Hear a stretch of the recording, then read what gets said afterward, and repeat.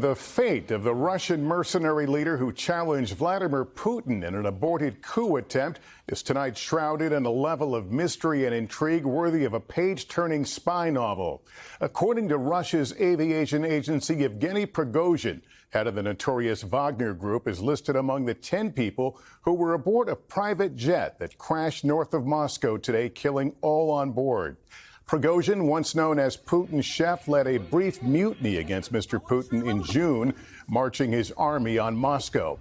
His act of rebellion gave way to wide speculation that Prigozhin could be marked for assassination. As to what or who may have been behind today's crash, President Biden saying today there is not much that happens in Russia that Putin is not behind. But the president adding he doesn't know for sure. Richard Engel, who has covered Prigozhin extensively, has our report. It seems Russian President Vladimir Putin may have gotten his revenge. This video posted online showing a corporate jet plummeting from the sky and slamming into a field outside Moscow. The plane's registration number matches an aircraft linked to Yevgeny Prigozhin, and Russian aviation authorities say Prigozhin, a man Putin blasted as a traitor, was listed as a passenger on the aircraft, which disappeared from flight radar. President Biden saying he was not surprised, but cannot confirm Prigozhin's death.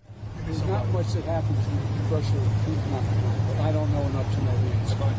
The crash is highly suspicious. The aircraft suddenly dropped like a stone, a possible indication it was shot down or that a bomb exploded on board. The timing is suspicious too, coming 2 months to the day after Prigozhin, the leader of the mercenary Wagner Group, launched a mutiny against the Kremlin, leading a column of his fighters to Moscow and threatening Putin's grip on power.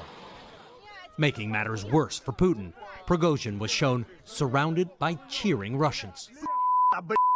Prigozhin had been driven by rage. Before the mutiny, he accused Russia's top generals of denying his mercenaries ammunition they needed to fight in Ukraine. He said the generals were jealous of Wagner's military successes. Prigozhin was last seen just days ago, apparently in Africa. Wagner has a base in the poor Central African Republic and, as we reported, props up the government in exchange for diamonds and gold. After the uprising, Putin pardoned Prigozhin, offering him a deal to live in exile in Belarus. But many suspected it was not a genuine offer and that Putin was waiting for the right time to settle the score. And Richard, tonight there's still some mystery, even debate about whether Prigozhin is dead. Some of Prigozhin's supporters do believe that he was killed, but others say online that he was faking his own death or that he may have survived on a second aircraft. But the Russian official count is quite consistent, that the plane crashed, that Prigozhin was on it, and that it was unsurvivable. Thanks for watching our YouTube channel. Follow today's top stories and breaking news by downloading the NBC News app.